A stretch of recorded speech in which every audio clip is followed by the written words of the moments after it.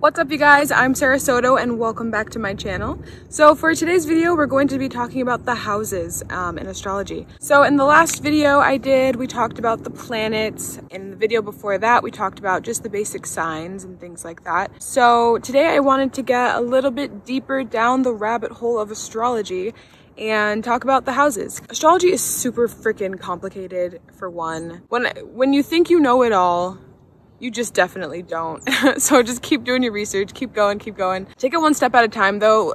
Really try to stop and understand each part of it before you move on to something else, because then it just gets extremely confusing. I still don't even know.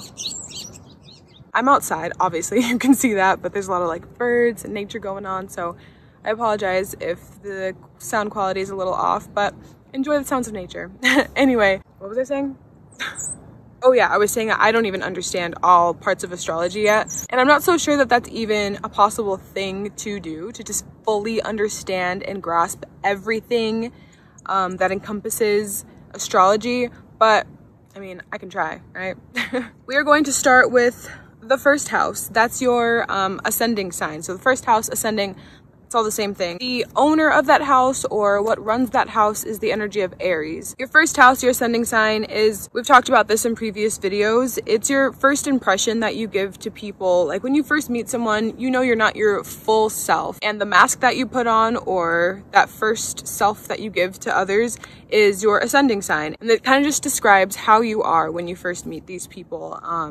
And what that's kind of like, the interaction is like for yourself. And then the second house is run by Taurus. The second house is the house of self-esteem, wealth, your personal income. It's like how you receive money. It's also the house of like morals and talents. And by the way, this is just like a brief overview of all of the different houses. There is so much more to just even the houses than what I'm going to give to you today.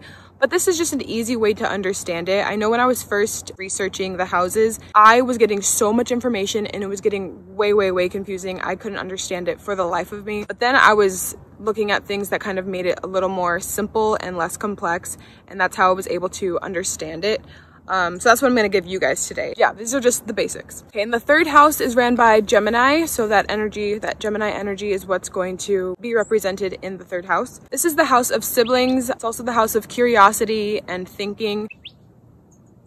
The sprinklers just came on over there, and I'm terrified that the sprinklers are going to come on over here. Spirit guides, please do not let these sprinklers come on while I'm filming this video. Okay, I'm going to continue. And I just feel like Geminis are just super curious creatures. So curiosity is definitely a part of the third house. The third house is just going to tell you what you're curious about, how you express your curiosities, and things like that. It also has to do with your basic education skills. When you're like growing up in school, learning about math and reading and things like that, it's just kind of gonna tell how you learn those things and how well you learn those things. Next up is the fourth house. The fourth house is ran by Cancer, and Cancer is that like motherly energy. So it only makes sense that the fourth house represents like home and family life, family history, traditions, things like that. It's the most private part of you, and it's like where you feel most comfortable. And it also has to do with your mother and how you see her and how things were in your early childhood. Next house is the fifth house, obviously because we're going in order, so 5 comes after 4. Anyway, that one's ran by Leo, and this house represents children, so your future kids that you may have. I think that was a bee. I'm allergic to bees. Anyway, I'm getting way too distracted in this video. Okay, moving on before these sprinklers come for me. Okay.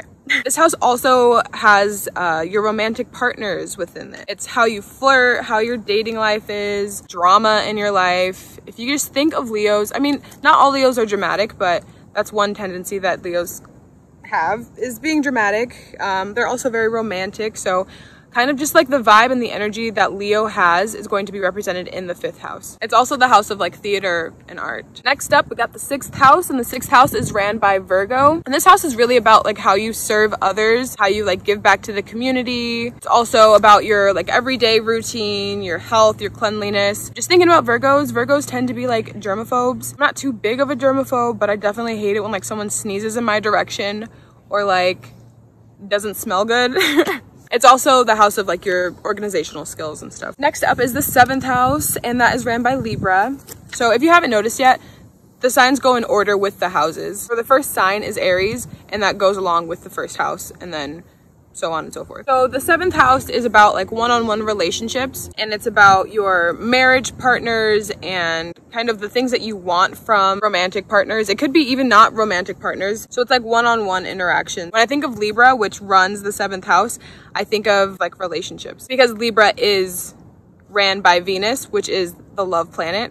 This is really going to be a lot about relationships and how you want to receive love from others. And these people that fall into that house are going to have a significant pull on your life and on your heart, on your like love energies. You need to be careful with these people, just because just as much as you can love this person, you can also hate them. So there's always the reverse. So that's something, I feel like this is a very important house, just because I am super like into love and like romance and all of that. So for me, it's really important to make sure that I'm aware of the people that fall into this house. Just remember to keep myself as myself, and let us be two separate people but have a connection, you know, and not just get too entrapped. Anyone who's ever been in love knows what I mean. I'm just saying, watch out for the people in this house, because they will have a big pull on your love strings, on your love energy strings. So just make sure you stay you with these people. All right, next up is the 8th house, and that one is ran by Scorpio. And this house is the house of intimacy, death, and rebirth. It's a really, really deep house. And when I say death and rebirth, I'm talking about big things in your life that are going to transform you. So when something in your life is very hectic and it's hard for you to go through, it pulls at your energy and it makes life just terrible in that moment. When that dies and you are reborn again, I'm sure if you've ever experienced this, then you know what I'm talking about. But when that part dies, when that part is gone, it's put to rest, and you come out of it and you're rebirthed. If it happens a lot with you, then maybe the 7th house, maybe you have certain planets in that 7th house. Sorry, the 8th house. Ooh, I just got a cool breeze. It's not so hot anymore. Oh fuck! So the sprinklers came on, as I'm sure you could tell by that terrible scream I made before jumping up and grabbing all my shit. So if this video is at a different angle once this stops, then I'm sorry. But you can take a look at what I'm dealing with right now if you'd like.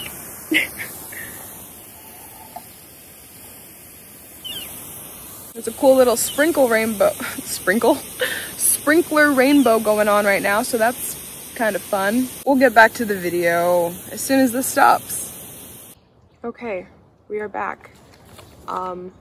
That was definitely interesting, to say the least, and in a different place than we were before. Okay, so let's carry on with the 8th house. So like I said, that's the house of pretty much like your evolution and your growth and your change. If that house is very significant, like it has a lot of planets in it or something, then you probably go through a fucking lot.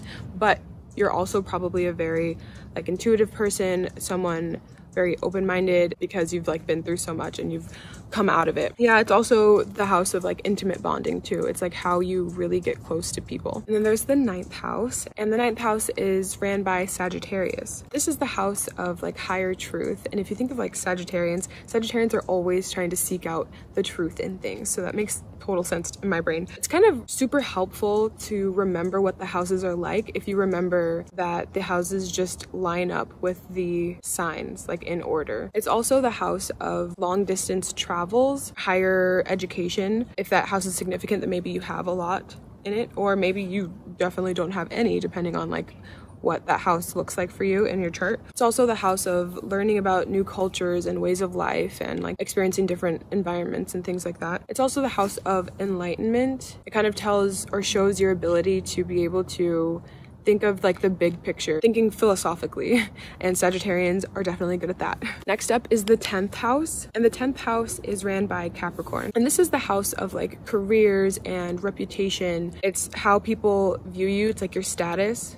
Not how people see you like when you're first meeting them, like the first house, but this is like your status and your role here on this earth or in like your community. I actually want to do an entire video dedicated to the 10th house because I think it would be really cool to just be able to tell people what kind of career path they should probably take based off of where their 10th house is. The 10th house is also called the midheaven. Your midheaven is super beneficial to someone who just doesn't know what they want to do with their life, feels really stuck. It helps you like figure out what you should be doing here. Next up is the 11th house, and that's ran by Aquarius. This is the house of friends and humanitarian ideals. It's also the house of like networking. It's also the house of like your hopes and dreams too. Yeah, Aquarians tend to think outside of the box a lot of times. They're very much so humanitarians. Like my ascending and moon are both in Aquarius, and I feel like I'm definitely a humanitarian on so many different levels. And the last house is the 12th house, ran by Pisces, and this house is kind of complicated. This is the house of things that are hidden from your